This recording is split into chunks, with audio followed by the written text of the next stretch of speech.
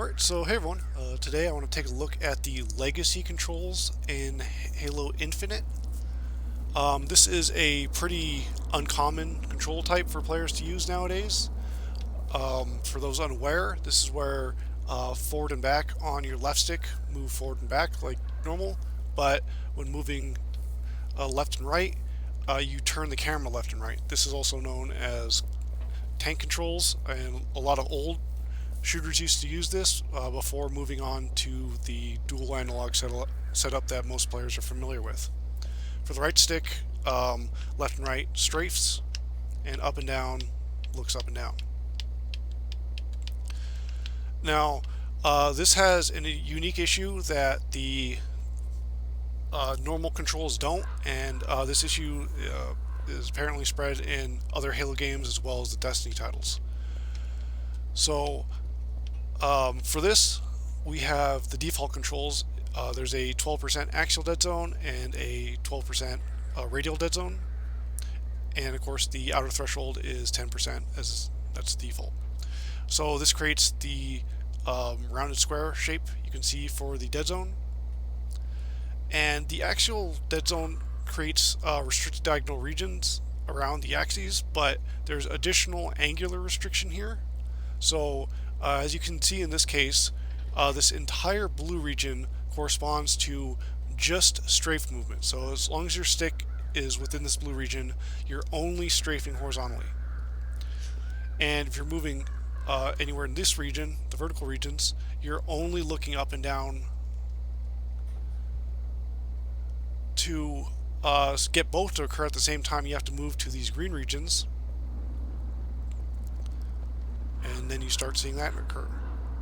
You can see that this is quite a bit more heavily restricted in the right stick versus the left stick, where you can see that you can turn here, but begin also walking forward once you break into this green region. So it's quite a bit less restricted for the left stick. Now, what makes this an issue, especially for this extreme amount of restriction over here, is if you want to strafe and look up with these controls, you have to make very dramatic movements to do so. And given how much you need to move, it would be very easy to overcorrect and accidentally, say, look more vertically than you intend to. So the ideal fix is just removing this additional angular restriction so that the controls look exactly like they would for the normal stick controls without the angular restriction. What could be a good solution other than that, and something that could be helpful for the normal stick controls as well, is offer these separate angular restriction for both the left and right sticks. This isn't applied for the normal stick controls, but the benefit for that, for one, is legacy. You can choose to remove this so that you get this combined movement much easier if you want to remove this angular restriction. But with the axial dead zone, you can restrict a lot of your diagonal movement with it. So any angles with normal stick controls, if you're anywhere within the angular or the axial dead zone, you move, say, perfectly up, down, left, or right.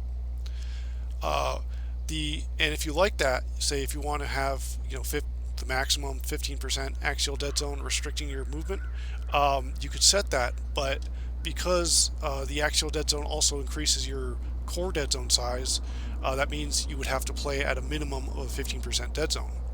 Whereas if you set it up axially, angularly, like this restriction currently is, you would be able to play at any dead zone you want, but with the restricted angles you want.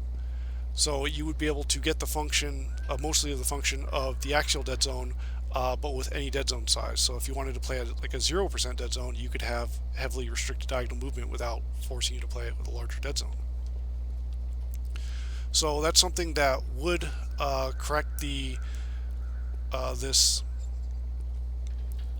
legacy issue, but it would also help the the normal stick controls.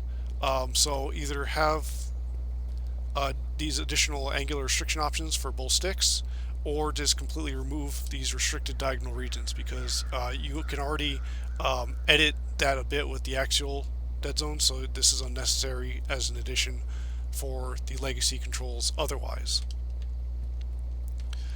Now, that about covers it for this issue.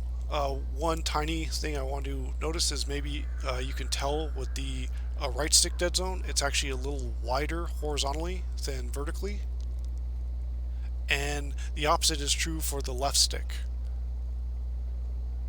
It's a little taller than it is wide. And this is kind of interesting because when I did my Halo Infinite video, the movement dead zone was a little bigger than the camera dead zone. And you can see that here, this is the movement section is wider than the camera section. So that still applies for the legacy dead zone. Anyway, that about covers things. So hopefully they can remove these axial regions, or these angular restricted regions, or add options to control this and have them also function for the camera if players want to adjust that. So thanks for watching, and everyone have a good rest of your day.